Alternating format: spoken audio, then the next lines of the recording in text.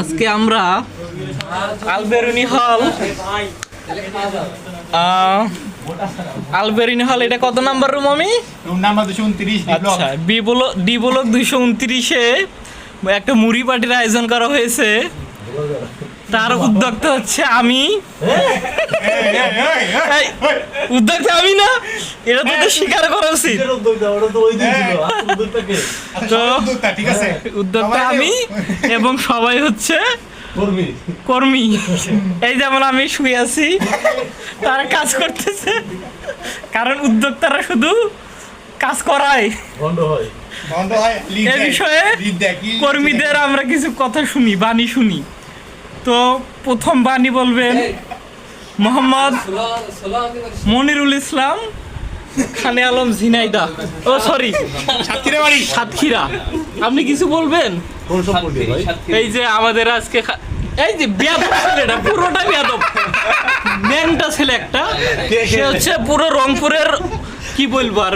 আচ্ছা সাতক্ষীরা ছেলেটাকে বলুক। উত্তরবঙ্গের তো উত্তরবঙ্গে মানে হ্যাঁ বলেন। আসলে এই প্রোগ্রামটা বহুদিন ধরে আমরা চাচ্ছিলাম হবে, কিন্তু লাস্ট দিয়ে এই প্রোগ্রামটা পর্যন্ত আজকে হচ্ছে। তার কারণ হচ্ছে আমাদের যে কনভেনর মাজিদ, ধন্যবাদ, ভণ্ডলোক, অধন্যবাদ। সে তার নাটকীয়তার কারণে আমরা এই পর্যন্ত এই প্রোগ্রামটা করতে পারিনি।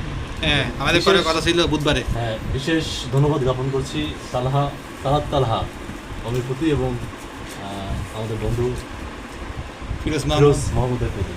ওকে, এই যে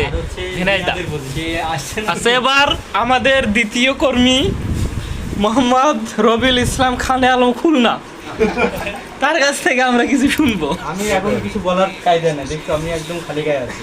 হ্যাঁ বলেন। বলবো ঠিক আছে, মেয়েদের ক্রাশ প্রোগ্রামটা আমার জন্য সফল হয়েছে।